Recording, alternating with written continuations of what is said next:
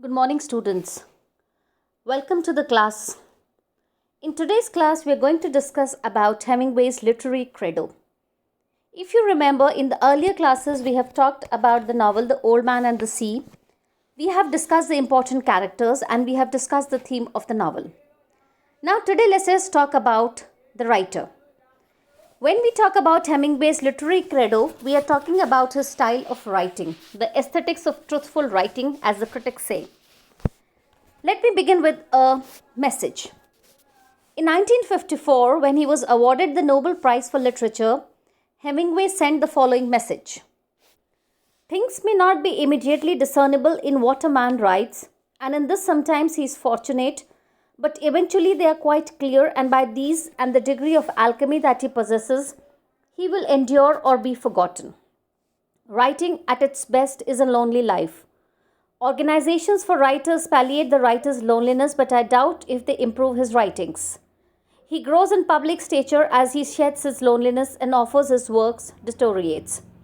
For he does not work alone, and if he is a good enough writer, he must face enmity or the lack of it each day.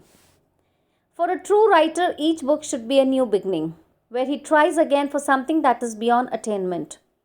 He should always try for something that has never been done or that others have tried and failed.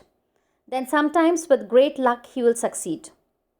How simple the writing of literature would be if it were only necessary to write in another way what has been well written. It is because we have had such great writers in the past that a writer is driven far from our past when he can go out to where no one can help him. The above passage presents Hemingway's aesthetics in a nutshell. When we talk about the aesthetics of truthful writing, we can say that Hemingway believes that writing at its best is a lonely life, for he does his work alone, and if he is good enough writer, he must face eternity or the lack of it. Once he sheds his aesthetic loneliness and becomes part of the crowd, he will feel and write what he is supposed to feel and write. The result is insincere writing. The writer, Hemingway, speaks of writing at its best. Being lonely is answerable to himself, and any deviation from the truth would amount to self-deception. Since the writer is concerned with rendition of experience and emotion, he must take care to kindle the intended emotion in the reader. This requires the writer to pinpoint the actual things which produce the emotion. In his introduction to Men at War, Hemingway says that a writer should be as great probity and honesty as a priest of God, and is either chaste or not, as a woman is either chaste or not. A writer's job is not to tell the truth. His standard of fidelity to the truth should be so high that his invention, out of his experience, should produce a truer account than anything factual can be. This is what Hemingway says. Guided by his aesthetic principles of truth, he followed the kinematographic technique in the beginning, recording actions like a movie camera. His In Our Time vignettes are good examples of this technique. Hemingway himself makes a reference to cinematographic film by describing Mira's death in the 14th sketch of In Our Time. This strengthens Eric Roberts' view that Hemingway could have been influenced by D.W. Griffith's pioneer application of movie camera close-ups. One of Hemingway's strong points is his freedom from the writer's weakness of intruding upon his fictional world, either to indulge in profundities himself or to make his character do so. He keeps his eyes steady on the action and emotion involved and does not allow the intellect to distract attention from them. His instinct for dramatization and his scrupulous avoidance of anything which is not absolutely necessary and irrepressible contribute to the strength of most of his writings. Hemingway explains this point thus in The Death in the Afternoon. He writes, "When writing a novel, a writer should create living people, not characters. If a writer can make people live, there may be no great characters in his book, but it is possible that his book will remain as a whole, as an entity, as a novel. If the people the writer is making talk of old masters of music, of modern painting or letters, or of science, then they should talk to those subjects in the novel. If they do not talk of those subjects, and the writer makes them talk to them, he is a faker, and if he talks about them himself to show how much he knows, then he is showing off. No matter how good the phrase or a simile he may have, if he puts it in where it is not absolutely necessary and irrepressible, he is spoiling his work for egotism. Prose is architecture, not interior decoration, and the Brock is over. His truthful and objective rendition of experience makes him cultivate a style shorn of ornament and unnecessary detail.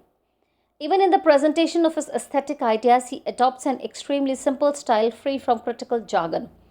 His work is aptly compared to the furniture that came into style at that period on the continent. Great masses of wood, uncarved and unmodified by fluttered pilasters and brasses and curricles, with straight metal pipes in place of carved and claw-footed legs, and the fewest possible in any room.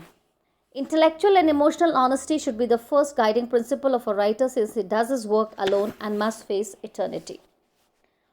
Hemingway evokes an emotional awareness in the reader by a highly selective use of suggestive pictorial detail, and has done for prose what Eliot has done for poetry. Hemingway's own observation on Eliot's theory in Hamlet and his problems, and his parallel message in Death in the Afternoon, is reported to be Mr. Eliot's work his side of the street and I work mine. It is interesting to see how Hemingway has perfected an important technique which is all right in poetry but extremely difficult to use in prose narrative. The writer makes no comment, expresses no emotion. It is a cool objective recording which looks like a kinematographic reproduction of action. But the details in the picture are suggestive. The pools of water which will soon turn into pools of blood in the courtyard, the wet dead leaves, the downpour which is a symbol of disaster, the shutters of the hospital, the place of healing and health, being nailed shut, and sick minister sitting in a puddle of water. Such emotive detail should give the reader a mental picture of the tragic scene and give him the right emotion without the writer trying to inject his emotion into the reader's mind. These all lines are in reference to the text from the novel In Our Time, page number 63. I read out the lines to you.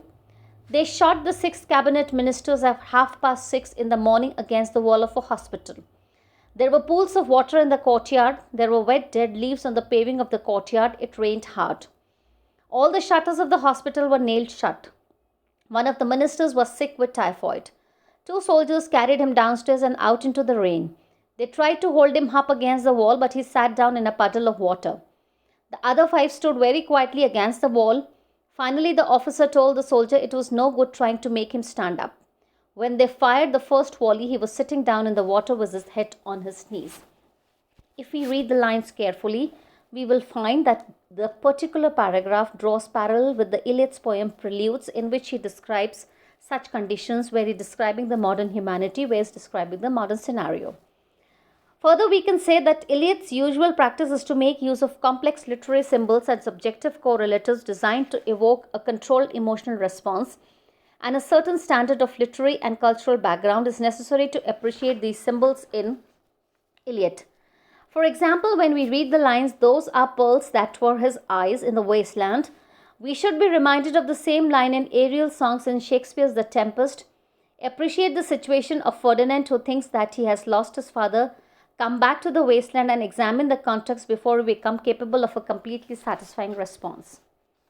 Though Hemingway's medium is prose narrative, which is bound to be more lucid and less abstruse and involved than poetry, he is also found to be doing certain interesting things with his images and with suggestive words under the surface of his narrative, as the following passage illustrates. Listen to the passage carefully. "We were in a garden in Mons. Young Buckley came in with his patrol from across the river. The first German I saw climbed up over the garden wall. We waited till he got one leg over and then potted him. He had so much equipment on and looked awfully surprised and fell down into the garden. Then 3 more came over further down the wall. We shot them. They all came just like that." On the surface, it is a plain narrative of how the narrator and his friends killed the attacking Germans. But the discerning reader will find the verbal trick in the use of the sharp verb of action potted with an aspirated P coming abruptly after the long unit of thought. "The final German I saw climbed up over the garden wall. We waited till he got one leg over and then," which suggests the difficulty the Germans had in climbing up the wall and the snipers breathless waiting before potting him. The look of surprise on the face of the German with so much equipment on is really pathetic in that it reveals that he is not equipped with the knowledge of the ambush. All this happens in a garden. A sensitive reader who tries to read between the lines will find the garden as the objective correlative for the sin of man and the fruits thereof. The garden is the Garden of Eden from which man is expelled, and the expulsion is followed by the murder of brother by brother, which is repeated in the garden in Mons. This evokes the relevant mood and emotion. The objective correlative is not far-fetched and literary. It is a common garden even if it is a common hospital with the shutters nailed shut and the dead leaves and puddles of water in the sketch about the shooting of the 6 cabinet ministers. Hemingway takes his objective correlatives from observed reality and common experience. The iceberg principle is also illustrated by the clipped dialogue with its undertones of things left unsaid and the tight-lipped conclusion of his stories and the stoic endurance of his protagonist. The alchemy referred to in Hemingway's acceptance message consists in the writer's treatment of his subject, his theme. So much so for the Hemingway's literary credo. Tomorrow we are going to talk about Hemingway's prose style in 2 classes, that is class part 1 and part 2. Thank you, students.